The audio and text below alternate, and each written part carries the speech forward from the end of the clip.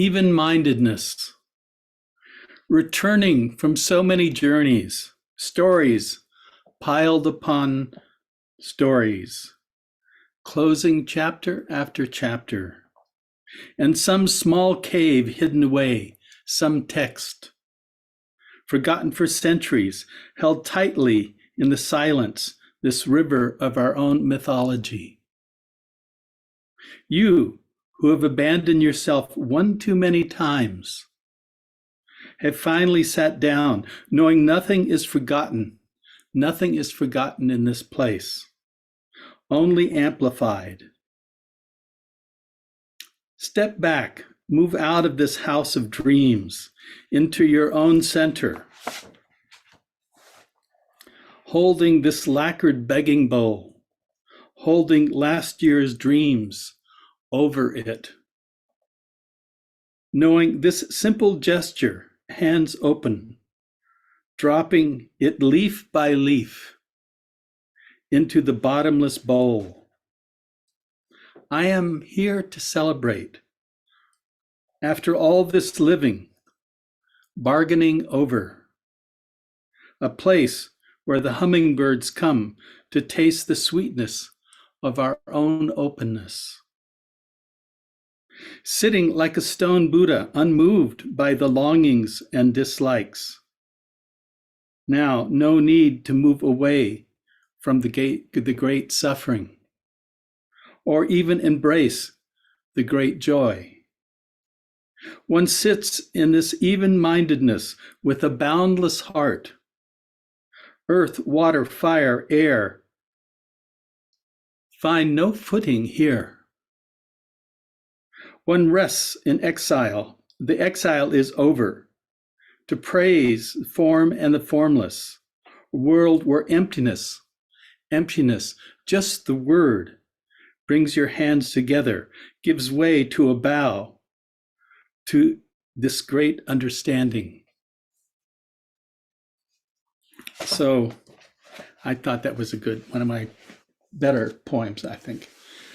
So tonight I really wanted to, there was kind of 5 things I wanted to, more than I should be doing, but I'll do a little of all of it.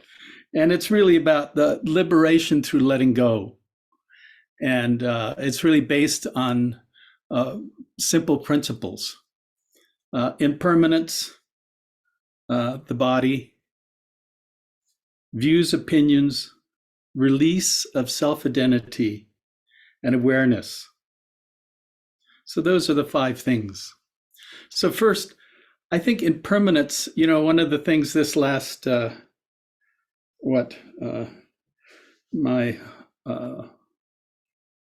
from summer through fall, and then I did get to Thailand. I got down to my little island there and snorkeled every day for a couple of weeks, and it was delightful. And I felt like, I had left behind. Well, I had trouble. My body's still not, it's not totally here. And so a little bit, I don't walk the same. There's a lot of things that are not exactly the same. But that knows, the awareness itself is not affected by any of that. It just means I'm slow. And the body is, it's in its nature is impermanent. It simply is something that keeps arising and passing away. But that knows it doesn't change. And so I'm happy to say that's doing just fine. Awareness could never be damaged by cancer or any of the side effects of surgeries and going through all that. It's just, and I know it has a certain life limitation, and hitting your mid 70s and up, you only can be grateful for the fact that the thing still works, somewhat, you know, and um, and yet that awareness, what's so amazing to me is awareness has no age. It was never, it wasn't something that, you know, uh, maybe it's always 30 or something. I don't know, but it doesn't have age, which is really comforting. And yet at the same time, when you have this impermanence, guess what? You're living with it, and it informs you, but it doesn't actually um,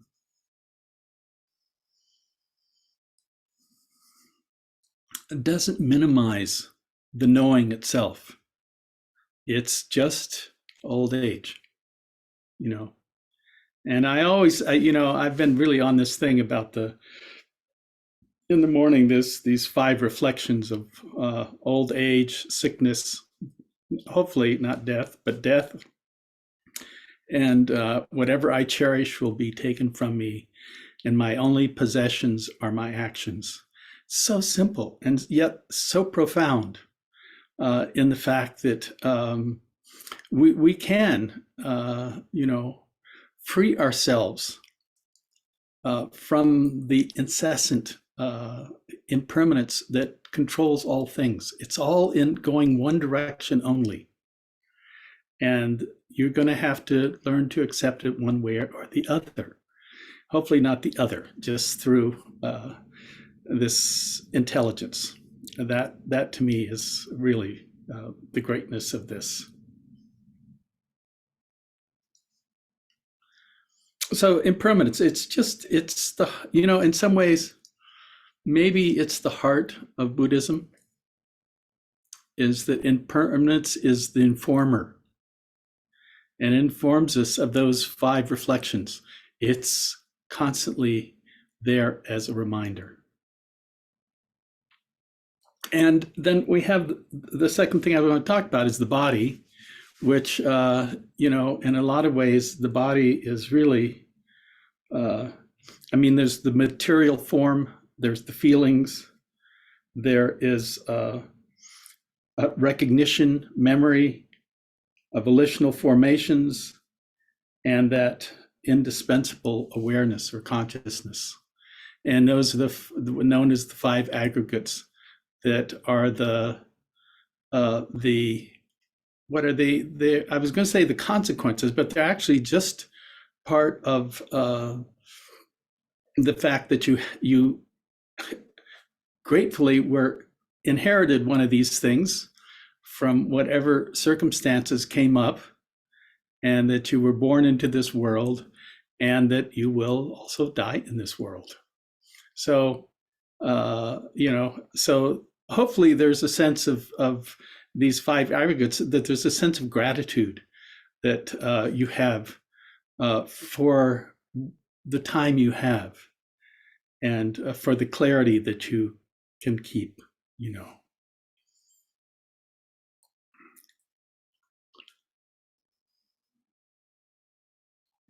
So the third, I'm going to go through these fairly quickly, but the third of these is views and opinions. And I always have this quote from the Venerable Thich Nhat Hanh, the late, do not be bound to any doctrine, theory, or ideology, even Buddhist. All systems are guiding means. They are not absolute truths. Do not think that the knowledge you possess is changeless, absolute truth. Avoid being narrow-minded and bound by present views. Non-attachment from views is able to receive all others' views. Renounce fanaticism and narrowness. I like that. That's our late Venerable Thich Nhat Hanh. And, one of the things about human beings is it seems inevitable that we create views about teachers, about systems, about religion, about government, uh, and and the thing is, from this point of view, um, in some ways, if I can use the word, they're all kind of small in relationship to the big mind itself, you know.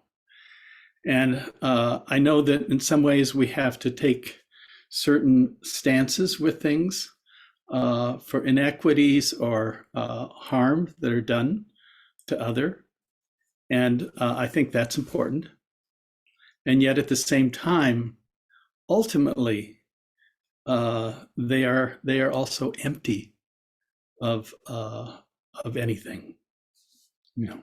And so we have to sort of use this phenomenal intelligence we have to, first of all, to recognize it is a view, and it is only, you know, something that is from one direction, and that our experience from these practices is that we want to be able to have a big mind, to have actually much wider than a single view, and see that we have this possibility also of connecting with other. You know, one of the beauties of this illness thing I went through, one of the things about illness, and I think this is true about just aging, it gets you small. You know, you can't move the same way. You can't get around. You are, in a sense, kind of stuck in the body.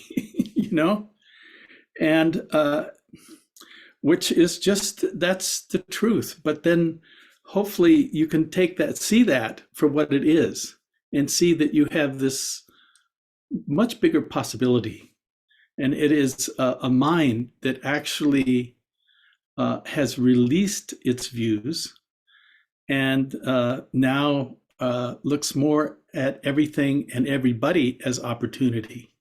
You know, oh, you know, here's another moment. In this moment, I can actually use it to,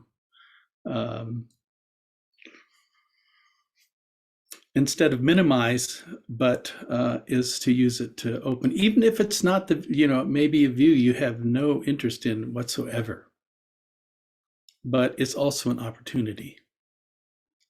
And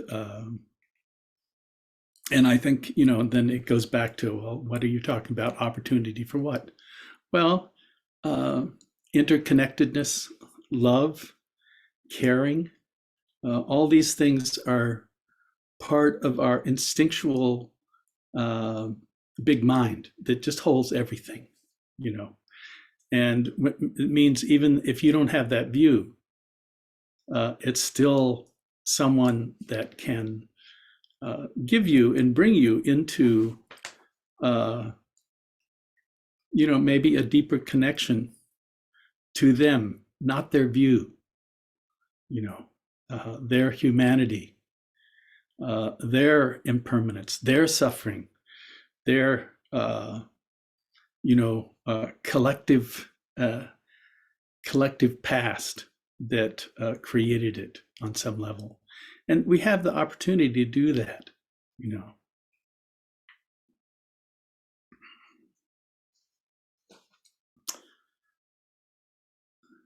So the fourth thing I was going to bring up here, and then I'm going to backtrack, but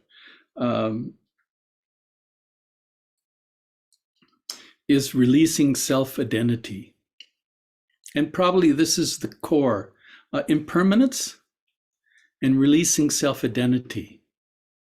You know, we all, you know, we've all somehow want to be somebody on some level.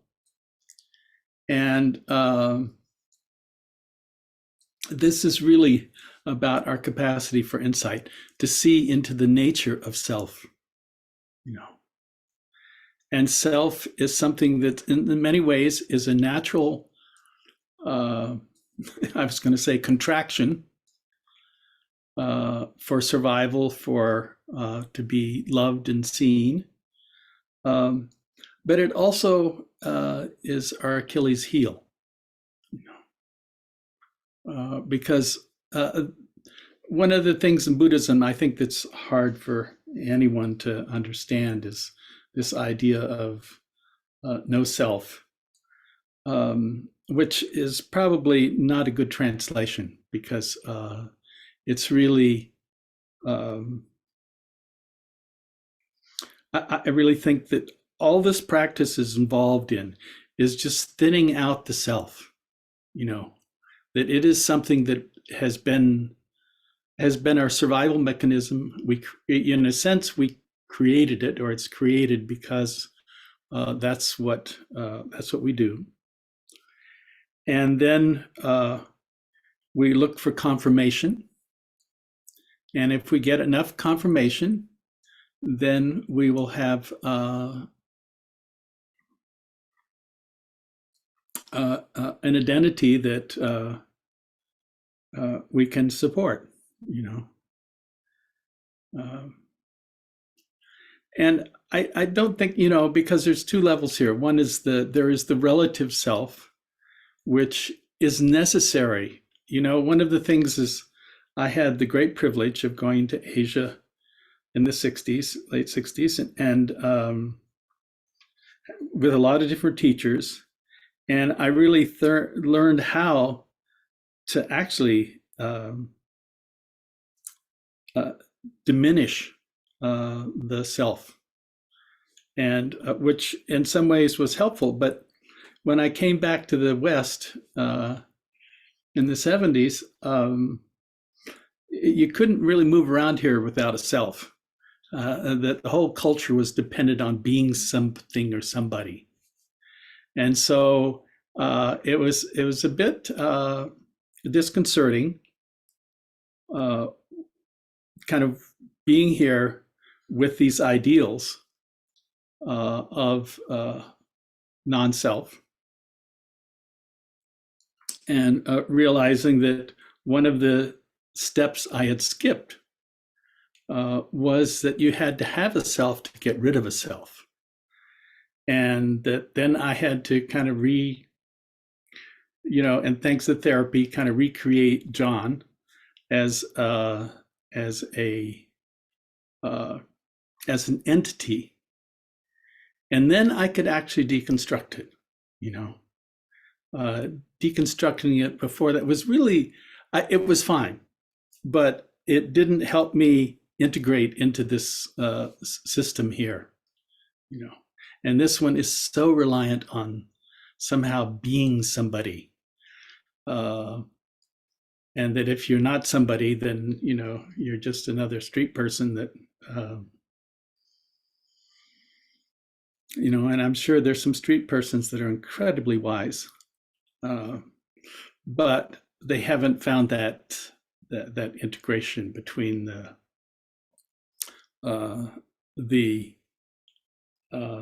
what is it? It's the ability to create a healthy self and then be able to thin that healthy self out to a point where it's no longer about you. It's simply a way that we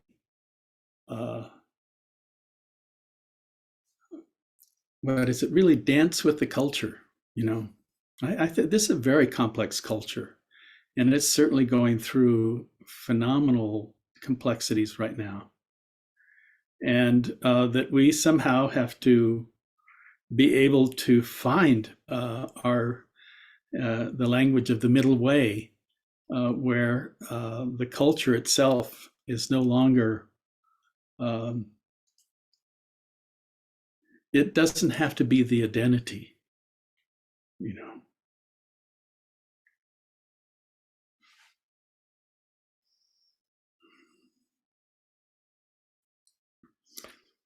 So releasing self-identity, it's just, and it's actually, you have to work on this because it's not something, and I love the practice, and to me is the ideals that in some ways all I've found out this to be. It's not that you can get rid of it. You can't get rid of the self in this cultural complexity, but you can thin it out. You can make it less, you know, emotionally caught by the entrapments that are. It's kind of like they throw all this bait out there with little hooks on it, and we have to just be able to, you know, say no, thank you. So self-identity. So the last of these that I wanted to, and then I'm going to kind of go back a little here, but is the awareness. And during the sitting, one of the things for me is that there is, Suzuki Roshi talked about it, is kind of the little mind and big mind. And to me, now the practice in its maturity is just big mind. It's just that, you know, we let everything else go. We don't need to, you know, there were so many years there. I worked on concentration. I worked on this. I worked on that. And I came to the place where none of it was worth anything.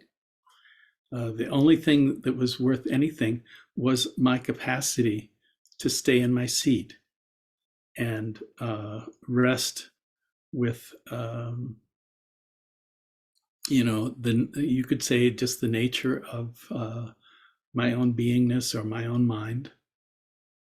And that there was a great comfort in the sitting that had no goal.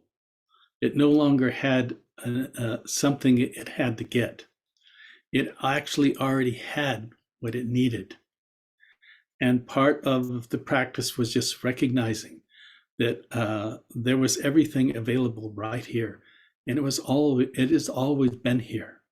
And that's the beauty of awareness. That's not, you know, awareness is a very funny word, you know, because there's awareness of seeing, the senses of smelling, tasting, hearing, thinking, remembering. Those are all, in a sense, awarenesses that are capable of our capacity to follow them. But this is saying, no, I actually, can I do a foreground and background here? And in the foreground, yes, there is seeing, hearing, smelling, tasting, thinking, remembering, fantasizing, planning. I don't know, there's so much that goes on in the foreground. And then there's a background. And the idea is somehow if we can soften around those particular, you know, they are identities. Those identities, and see that there is something that's holding all of it, and that actually is the practice. What is it that's holding everything? And then there's a sense of, well, first spaciousness, which is a wonderful word, you know, because there's actually then, it's no longer just defined by the senses in the body, but by the totality. That means the environment that you're sitting in, you know. So that includes maybe the couch or chair or bench or whatever you're on, and what's around you, you know. So you're not isolating yourself from what's around you, but you're not getting hooked by anything around you. You're just allowing it all to be there without identifying with it, you know. And so, which is a wonderful feeling, to just be able to sit in the center of your world and not isolate, but include. And then as you include, then, and this is I think the crux of this, is that there is a bigger awareness that exists. Ultimate awareness is enlightenment. It's really where we're headed. But in the meantime, there is still awareness that includes kind of what's around us, and that we keep expanding that. We keep including more, you know. And so instead of a practice of isolating, which this practice always has to begin with that, by the way, you know, and it's like you have to take it into the minutia to be able to see the big picture, if I can put it that way. It's why we emphasize so much at the beginning, like the retreats, where there is this practice of isolation and separation.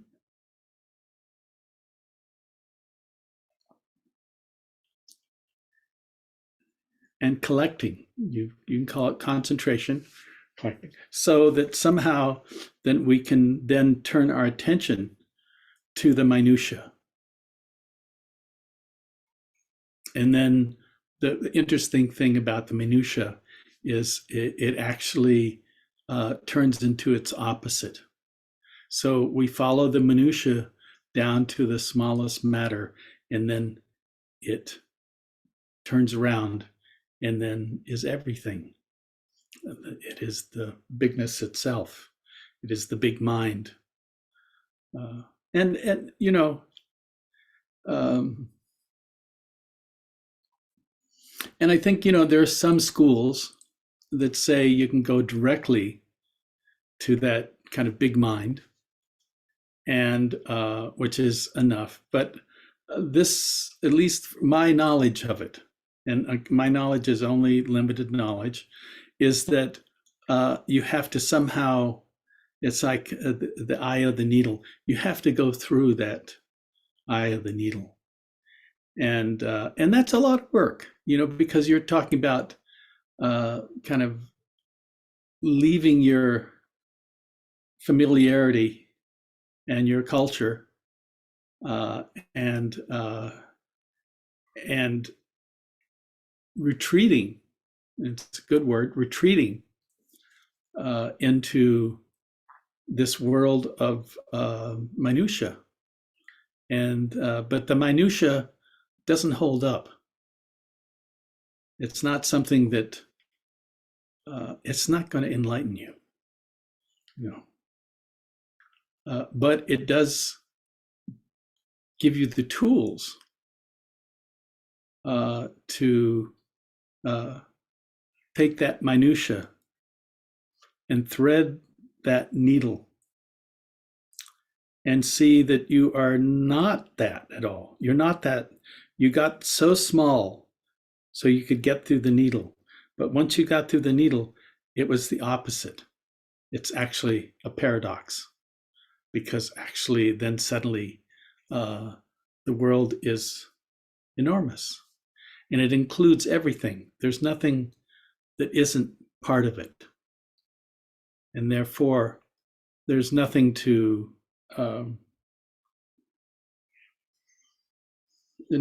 separate out from, you know.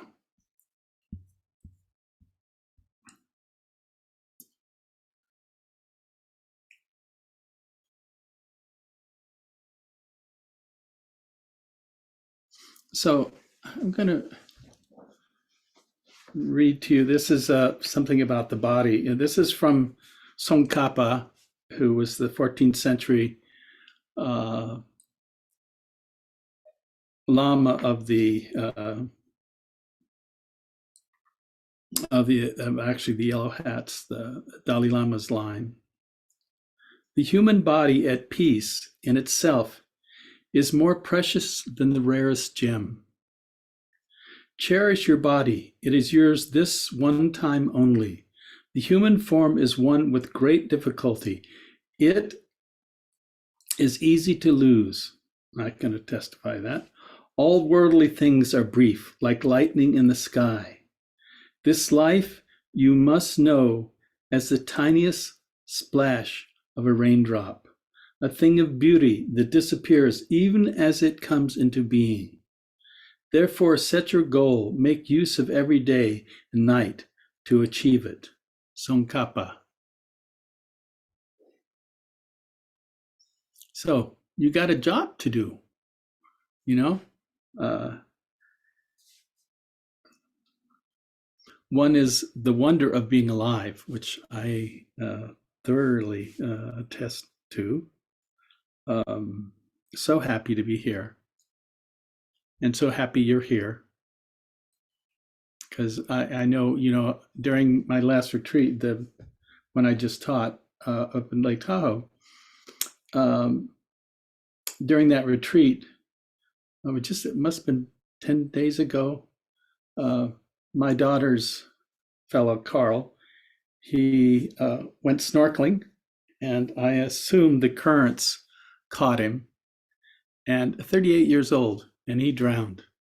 And he was just coming into the world, And I thought, oh, what a incredible teaching. But I felt so bad, that here was this life, and I'm still kicking. And God, how many times do I go out and I know, one of the things on Kauai was a few times I went out and I got caught by the current. I've gotten caught many times, actually, different situations. And I'm still here. And yet he's gone, They found his body the next morning afterwards. He just went out by himself, which I do all the time. And he didn't make it, And I think sometimes I get in this, since I've been back. I mean, one of the things was in Thailand, I felt pretty safe, Maybe once a week there, I would rent this motorcycle and take it into town, get Thai massage and some good Isan food. And then I would come back. And, but here we're driving a lot. And in these tin cans, anything can happen. And again and again, it's that vulnerability that we are, still creatures of flesh and blood, as they say, and vulnerable, So in a sense of carrying that, the gratitude for, first of all, for being alive. And, if you wake up tomorrow, it's a good idea that you just, be grateful. It's a wonderful thing to wake up and go, phew, instead of, oh, what do I have to do today? Or, I mean, there's so many things you can do instead of waking up and being grateful. And I use these 5 reflections as some of it is just a sobering way of recognizing the ephemeral nature of life. I mean, I don't know sometimes. Anyway, I think that's probably good. Is there anything else I want to say? Not so much today. I'm gonna read this again to end, just because I like it. Hope you do. I was going to say I have no idea when I wrote this thing. Back in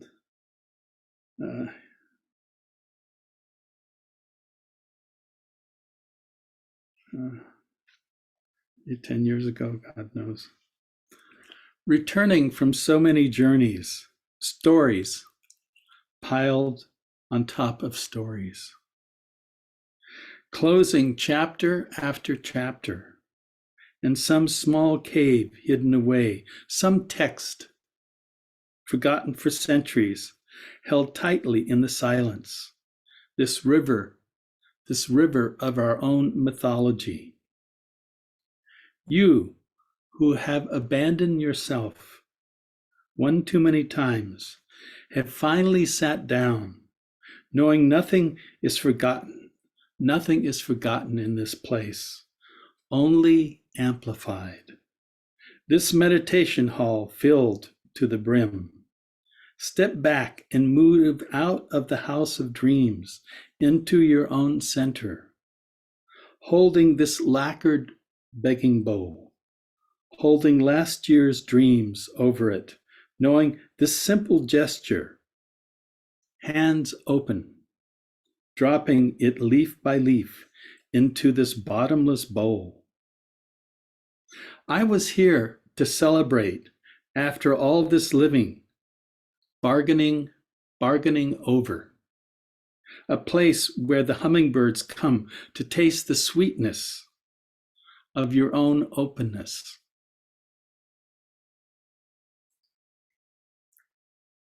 The insecurities at last slip away, sitting like a stone Buddha, unmoved by the longingness and dislikes, the longings and the dislikes.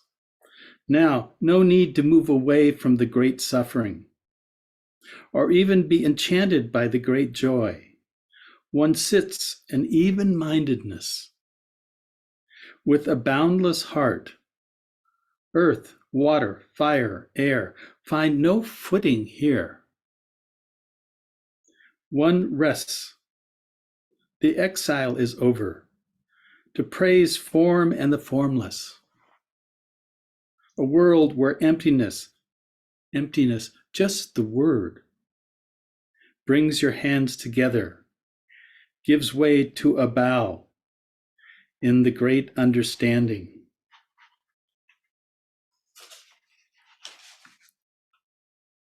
You know now when they use the words luminous or boundless. It is no stranger.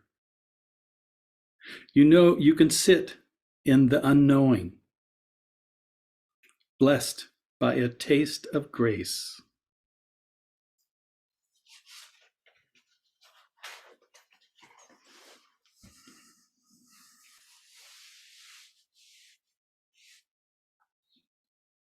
Blessed by a taste of grace.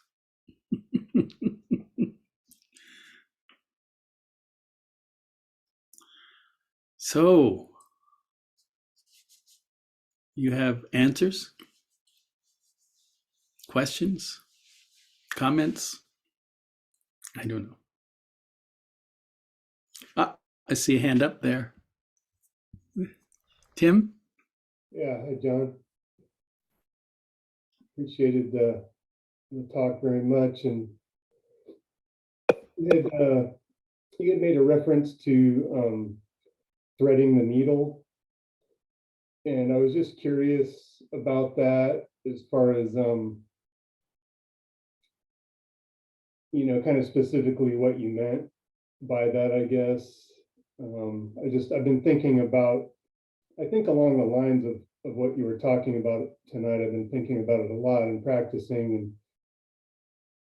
And, there's this part about, you talked about some teachings about going straight from, straight to the big mind and kind of cutting out some of that work in the middle. Mm-hmm. And I have found that doesn't work very well for me. Nor me. And so, kind of this work, as I'm seeing anyway, is really kind of being with, whatever the identification I have with these difficulties that I may be experiencing. And it really seems like I have to kind of give up on seeking that sense of spaciousness for a while, and really focus my attention on being with what is, and kind of that step of surrender. And I'm just kind of wondering if that's what you meant by threading the needle, because it seems like when I do that, that's when things open up, and it doesn't take effort at that point. Correct. But at the same time, we have to, what I meant by threading the needle is sometimes we have to, we can't move away from our difficulties, and part of this is you have to go through, not around. And it's tricky because, we all don't, we would love to get away from it, but it doesn't actually work. All we do is we pile it up on the backside. And this practice is, you know, our capacity to face what's there. And sometimes we have to go through the small to get to the big. And that's where I think insight sits. It sits in both ways. So I'm not criticizing just going for a big mind, but I think also we are complex creatures that have built these identities, and we have to be able to unpack them. And sometimes they're the stories, and sometimes they're the pain or suffering that we've accumulated through our past decisions or decisions by others for us that have to be unpacked, you know. And if they're unpacked, then eventually we will go through that eye of a needle. And sometimes there's a bit of complexity in that. You know, it really is unpacking, you know. And I know for me, there was a lot of, you know, it was interesting getting sick this last year. I want to thank, I think somewhere I saw them here, my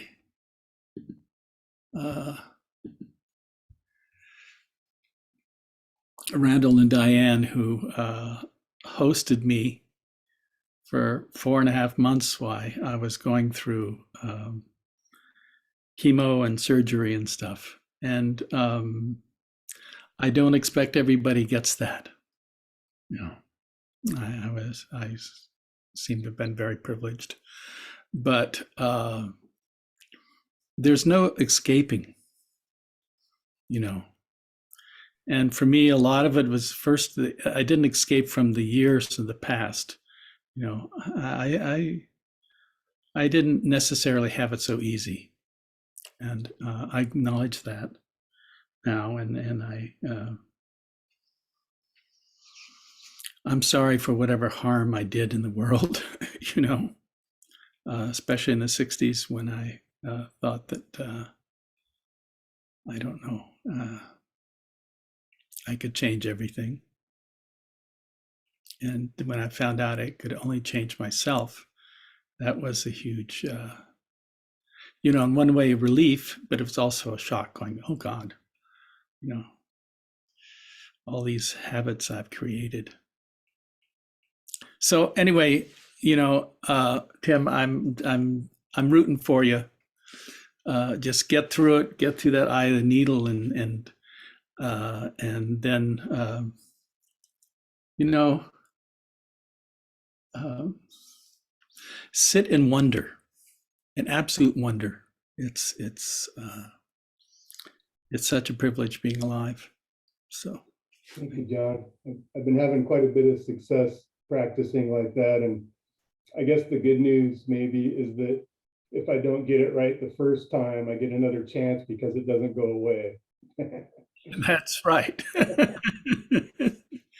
So let's see, did I lose one of,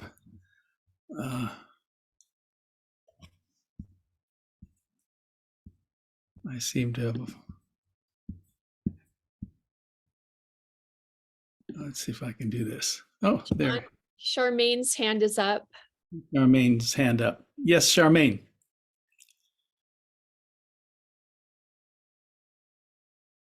Oh, you have to unmute yourself.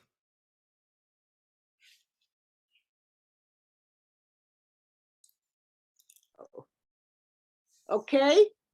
Yeah. I said it's so good to see you, especially with hair on your head. He came back. And so good to have you back. I'm also an elder. And I'm realizing as I'm getting older, when I don't have energy, and you know about this real well from the last year, but when I don't have energy to do things, it's harder for me to do my practice. just recently, maybe a month ago, I had this incredible energy and everything just flowed. You know, I had to do this, I did it, no ruminating, nothing.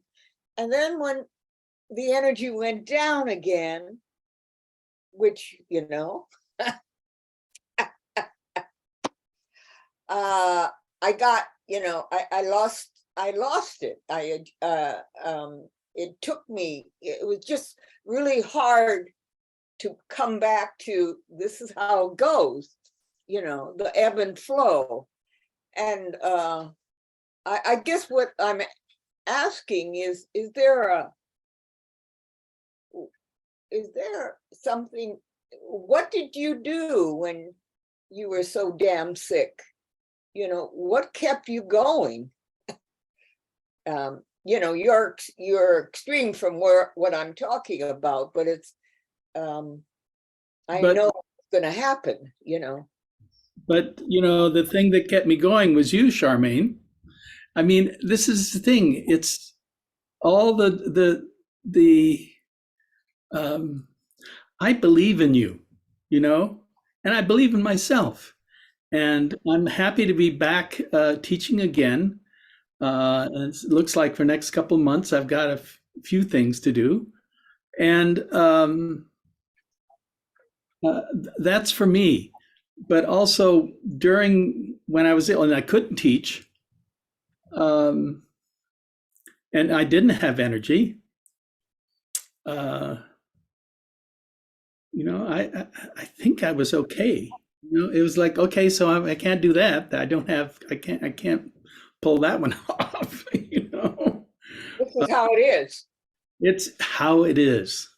Yeah, And it's not, going through that. It's yeah, just realize, maybe holding it and being with it till it moves. well, it changes. Yeah. But, you know, there's something about loving where you are. Yes, yes, And, and even when you don't have the energy, you know, the sitting practice may be something that you just can't get it together to do that because you just can't do it, you know? And yet, you know, so much of this is based on a mind that doesn't cling. yes, And when there isn't energy, we think we have to be a certain way to get a certain thing, you know? And that's actually not true. You know, you can be pretty minus and even but you're very small, you know. That's what I saw. I was so small, you know, because I couldn't do things. yeah. um Small is a good word yeah, to just, describe it. Yes, you know, and it's effort to get from this room to that room, you know. And that's that's okay, you know. yeah, I couldn't do this, but you yeah. know, this is Thank you. I just want to tell you that in your poem, I love the line, the hummingbirds came to taste the sweetness of your openness. I love that. It's beautiful. thank you. Thank you. Welcome home. This home. This here now, yeah, great. Thank you. Thank you. Good to see you. I don't know where we are time-wise. It's almost 7:30, John. So I'm going to do a metta here, and just know you're all precious. You know, you're all so precious. You know, why I say that is I know your intention. You wouldn't be on this.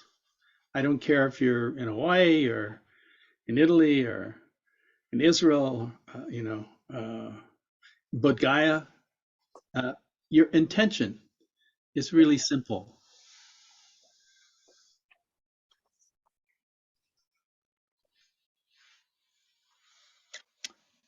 So I want you just to take a moment, first of all, to acknowledge your own loveliness.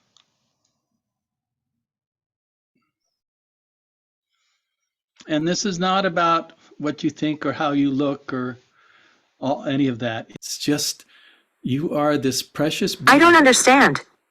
Where there's so I'm gonna do a meta.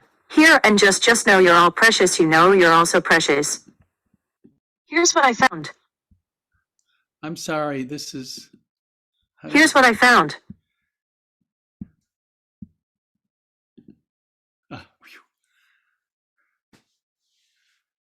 It's amazing, these computers, it wanted to teach me all about meta.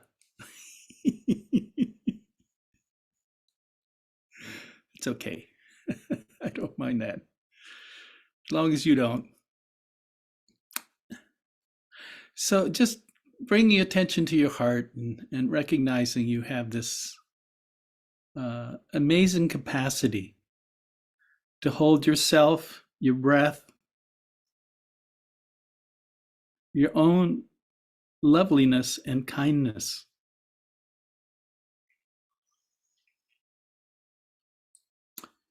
And that you are precious. There's nothing like loving yourself not because you're special, but because you are part of the whole. You are a reflection of all beings. So to love yourself is actually to love all beings. And you can translate that. And for some, it's just, can I just love myself for the moment? That's enough. And if I do that enough, then I suddenly realize I am everybody. And everybody is me. And suddenly there is this huge, huge world of loving kindness. One of the lovely things about traveling this time was everybody was so kind, even with their masks on. It was just, I could see it everywhere, And there were those that were afraid or angry, but they were not so many.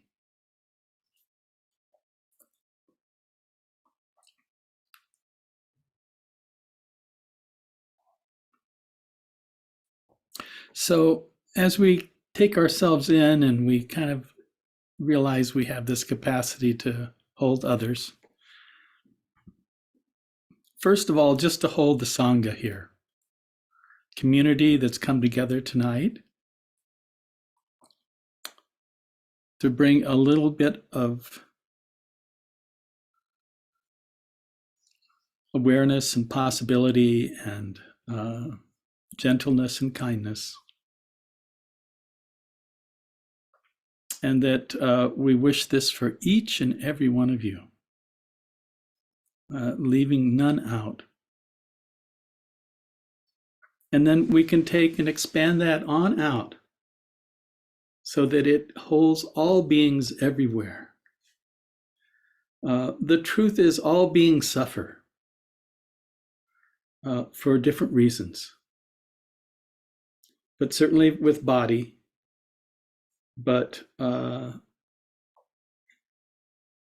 psychologically, economically, through a different ethnic and complications that exists for human beings. And first, we acknowledge that that suffering exists. Second of all, we completely wish that beings everywhere may awaken and be free from their, sometimes their own smallness, or views or opinions, or their self, and that they have this possibility of seeing other and extending loving kindness to other, so that we as human beings in a very complicated world, that we may live in peace for our benefit and the benefit of beings everywhere. May all beings everywhere awaken and be free.